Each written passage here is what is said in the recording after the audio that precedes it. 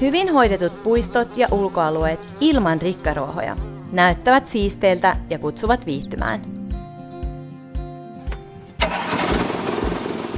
Aiemmin rikkaruohoja torjuttiin kemikaaleilla, jotka voivat olla haitallisia ihmisille ja ympäristölle.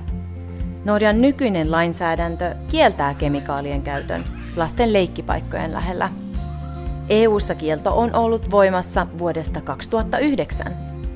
Ruotsissa ja Tanskassa ruiskutus on kielletty kaupunkialueilla ja vesistöjen läheisyydessä.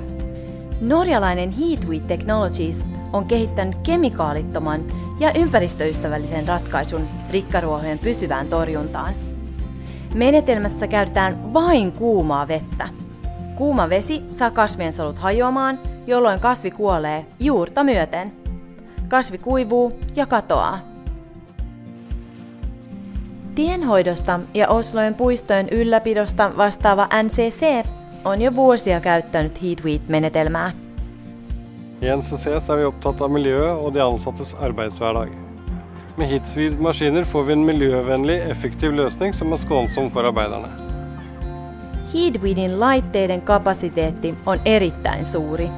Käyttökustannukset 4 metriä kohden kuuluvat Euroopan alhaisimpiin.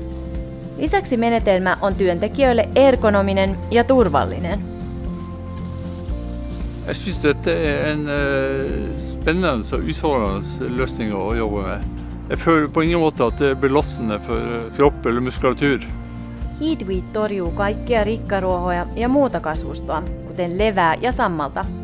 Se soveltuu kaikille alustoille, eikä siihen liity tulipalo- tai tapaturmariskiä. Se toimii sekä viileinä että lämpiminä kesäpäivinä. Kuuma vesi siirtää energiaa 23–28 kertaa tehokkaammin kuin höyry tai kuuma ilma. Pieni paine, oikean kokoiset vesipisarat ja jatkuvasti 98-asteinen vesi hävittävät rikkaruohot tehokkaasti. Heatweed-menetelmä on testattu ja turvallinen. Vuonna 2014 ympäristöystävällinen tekniikka toi yritykselle Årets Ecoföretag-palkinnon Ruotsissa.